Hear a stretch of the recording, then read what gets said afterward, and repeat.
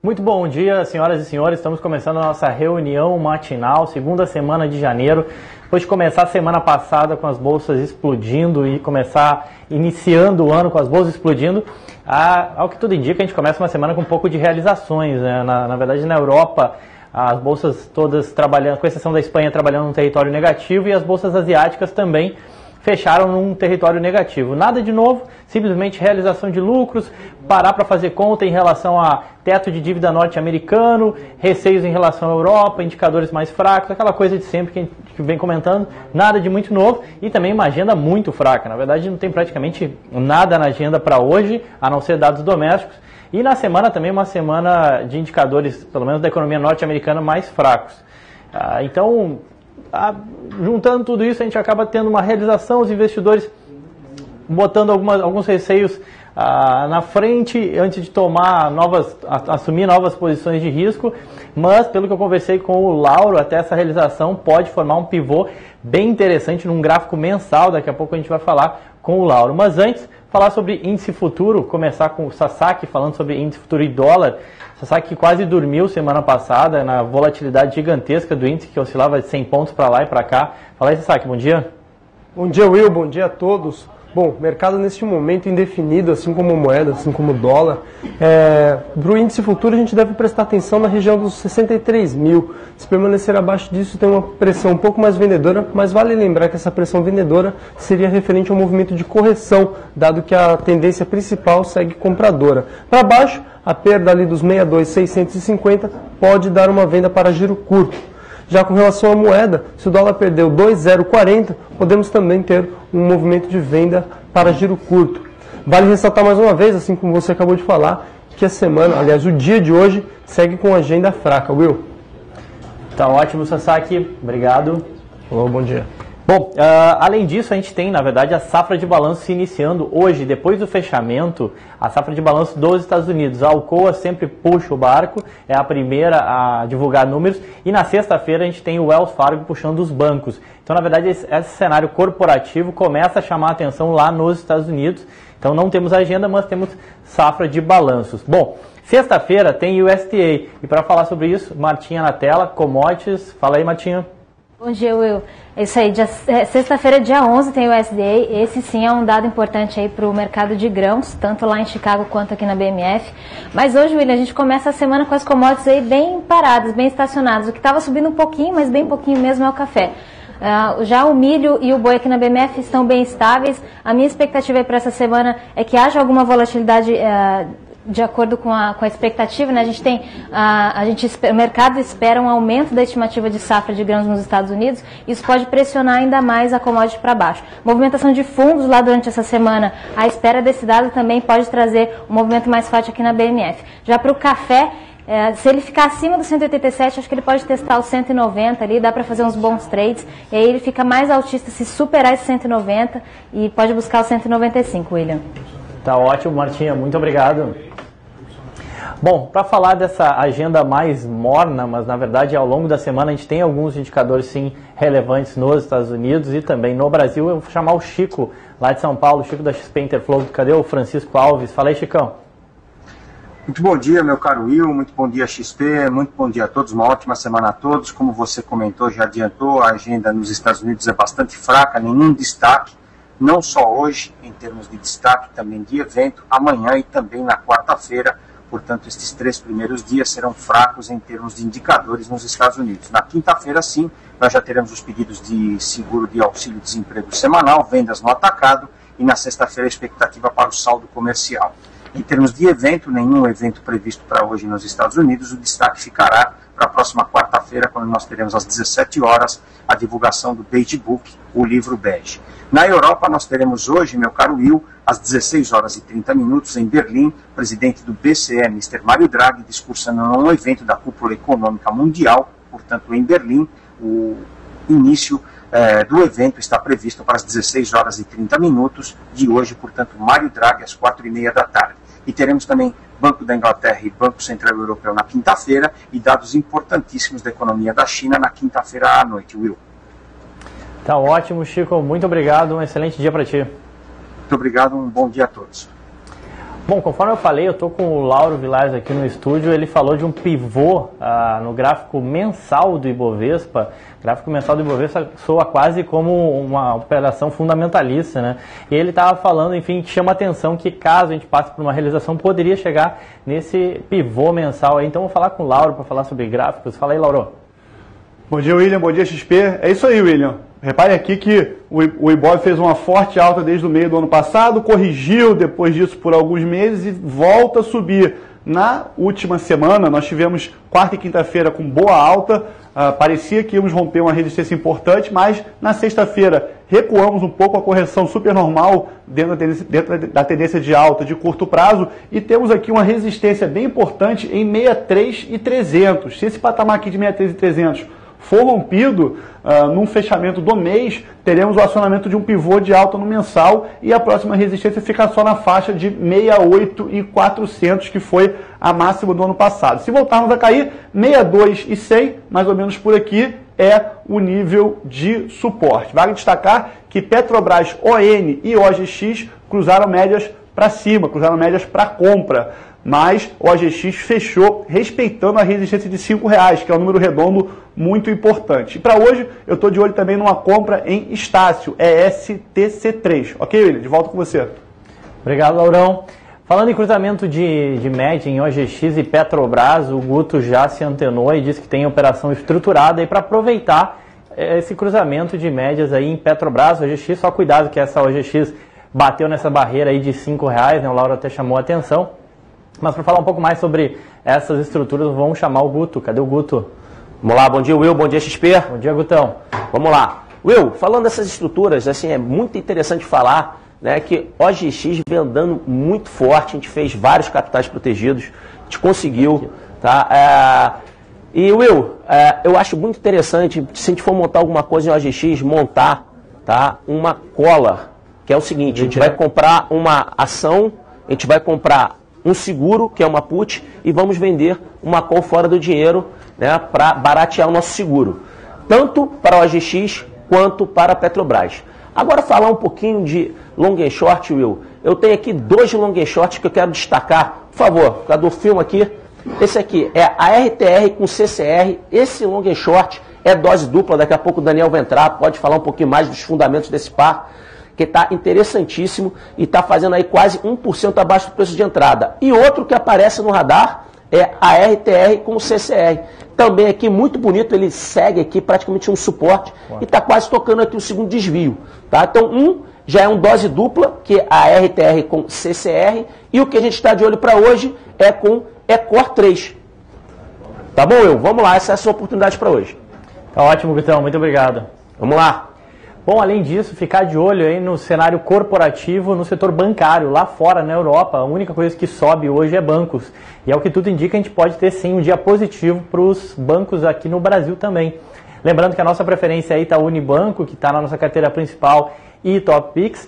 Mas a gente também tem uma visão muito positiva sobre Banrisul, que está na nossa carteira de dividendos e carteira Small Caps. Então seriam duas apostas aí no setor bancário. E, bom, por que os bancos teriam uma repercussão positiva hoje?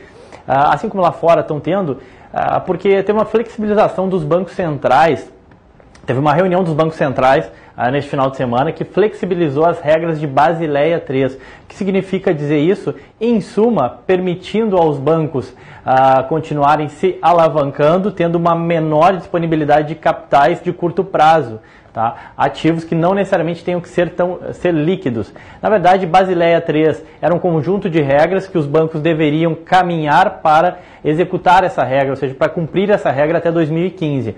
Os bancos centrais viram que não está sendo tão simples assim, que caso eles cumprissem essas regras, ou seja, de menor alavancagem, isso poderia ferir inclusive o crescimento econômico. Então jogou isso lá para 2019, os bancos têm agora até 2019 para se adequarem à Basileia III e, ao que tudo indica, isso é uma notícia bastante positiva para o setor bancário. Bom, para falar um pouco mais sobre esse setor corporativo, vou chamar o Daniel, que vai comentar esse long short, essa tal de Arteris. Que empresa é essa, Daniel?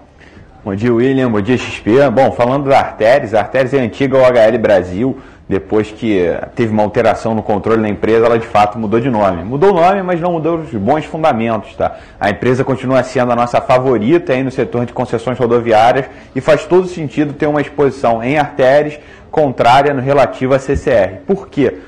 Se a gente olha a valoração relativa, o valuation relativo das empresas, tem um desconto muito grande em relação à Arteris. Mesmo que você bote prêmio por liquidez, um prêmio pelo excelente track record da CCR, você não consegue justificar uma discrepância de 75% de prêmio no índice PL, por exemplo. Então, assim, só isso já vale montar por fundamentos esse par, ainda mais tendo a estatística favorável, realmente corrobora 1% abaixo do nosso preço de entrada, só ajustar o stop de vocês, porque a gente bota o stop de acordo com volatilidade. Então, realmente, a operação ainda segue na mesa. Bem interessante, tá? Lembrando que a Arteris ela é um pouco mais blindada para possíveis intervenções do governo, porque ela já tem as concessões gerando uma taxa menor do que 2 dígitos, tá? Desalavancada, óbvio. Então, o governo tenderia a não mexer nesse tipo de concessões, seriam as concessões mais novas. Já a CCR não. A gente viu no noticiário aí, Nova Point, o pessoal já pensando em rever esse tipo de concessão, reduzir a TIR, pedir mais investimento, e realmente isso prejudica a CCR. As duas empresas são boas, mas vale mais a pena, no nosso entendimento, ficar exposto em Arteris e vendido em CCR. Long short em aberto, William. Excelente, Daniel, muito obrigado.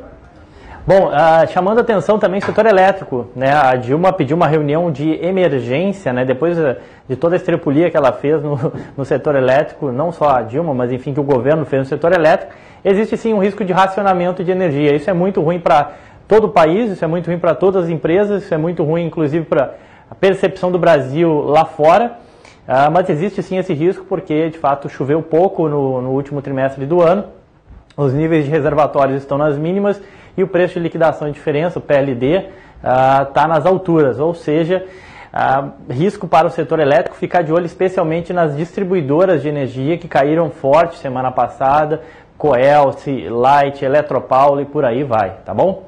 Então é isso, pessoal, desejo a todos um excelente dia, uma ótima semana, começando com tudo, agenda mais fraca, mas vamos com tudo, 10 horas, inclusive chamar a atenção, 10 horas, Titão vai fazer a abertura dos negócios com o Daniel Cunha, trazendo um painel aí macroeconômico para a semana. Bom dia a todos.